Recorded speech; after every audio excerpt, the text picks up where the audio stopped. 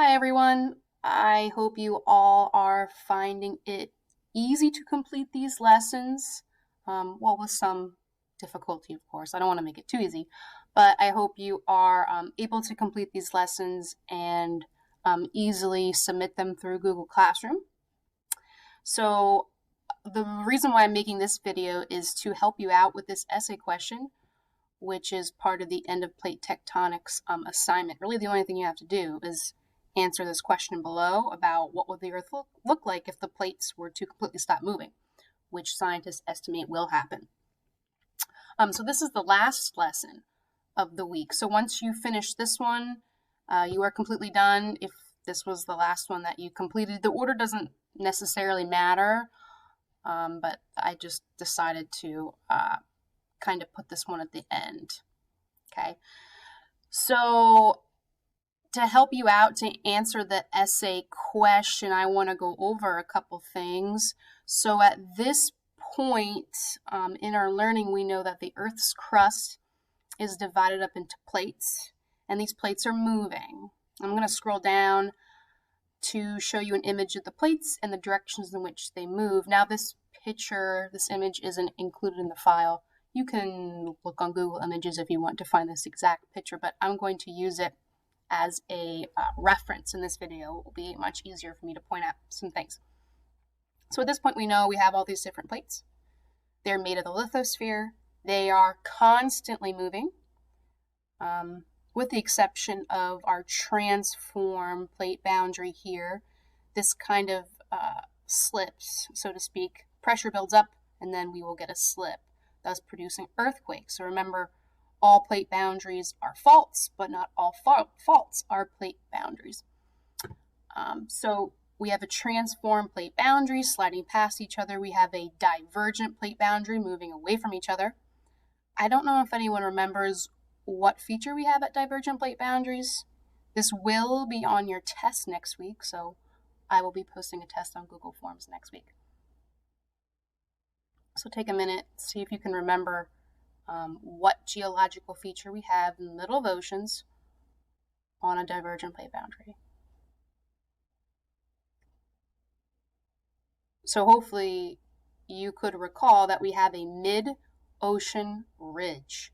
Essentially, it is an underwater chain of volcanoes where molten rock, which is liquid rock, it travels towards the surface.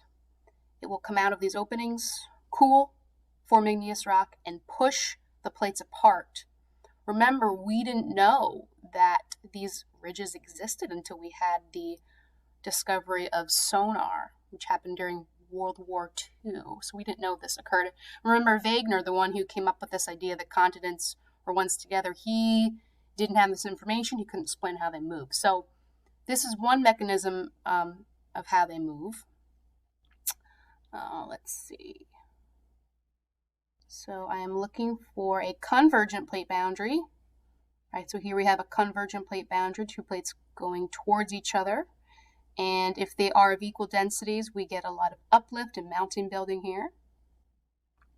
One thing I want to point out, if we have a divergent plate boundary that is on land instead of in the ocean, we would get a rift valley. Remember we talked about the East African Rift Zone, and part of Africa will be separated from the mainland here. So that's our other type of divergent plate boundary. But we can have two types of convergent plate boundaries, continent to continent, or we can have continental to oceanic. And in that case, when we have continental plate, low density, meeting a high density oceanic plate, we would have a subduction zone. Okay, so, oh yes. So here's our subduction zone. So we have trenches, volcanoes, earthquakes. This is where crust is destroyed. It gets pushed in the earth, and it has the potential, whatever rock that was, to become metamorphic rock with heat and pressure, or if it melts, it will form igneous rock. But there's our subduction zone. That's what I was looking for earlier. So we know that the plates are always moving. because of the heat generated in the core from radioactive elements, and convection currents bring it up, drives these plates, causes plate motion. Now, we talked about the last time I saw you actually, which was almost 3 weeks ago, which is unbelievable.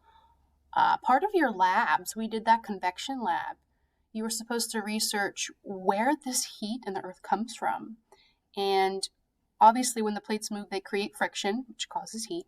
But we have elements like uranium in Earth's core that are radioactive, meaning they will decay and actually turn into different elements. They break down, they are unstable, and when they do that, they release heat. But there's only a certain amount of uranium atoms. At some point, all of that uranium will decay. Now, scientists give different estimates, but one estimate I found was that, if I scroll up a little bit, in 4.5 billion years, they think there won't be enough heat for convection to occur to drive plate motion. So, I want us to think about what that means for Earth's landscape when that happens. So, in 1.45 billion years, the plates will come to a halt. Now, I want you to kind of fast forward a couple million years in the future. We will still have the water cycle occurring. We will still have weather. So we have water that evaporates, collects in the clouds, falls down to the surface as rain, and that cycle will continue. So we still have natural elements like that, but the plates are not moving. So to answer this essay question correctly and thoroughly, I want you to think about, and we talked about some of this already in this video, what are some geological features that we see at each type of plate boundary? What are some things that happen because the plates are moving? Now, I don't know, let's say 2 billion years in the future, the plates have been static or stationary for quite some time now. What will the Earth's surface look like? Knowing this fact and knowing we still have weather. What will we see? What will we not see? Think back to the unit, all the geological features we talked about.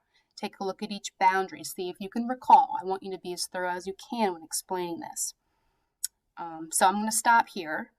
Hopefully that helped you a little bit. And please remember to check your email for emails from other teachers, although I won't be emailing people frequently. Look on Google Classroom under the Stream tab. That's where my announcements will be. So please look there, and I will soon be posting a lesson or two for next week that you can do early if you would like, but these lessons for the week will be due Sunday night. I'm going to stick to that deadline instead of Friday, what it normally was. So look for another video posted. I'm going to review everything from the week. Okay, so this video is just to help you answer your essay question.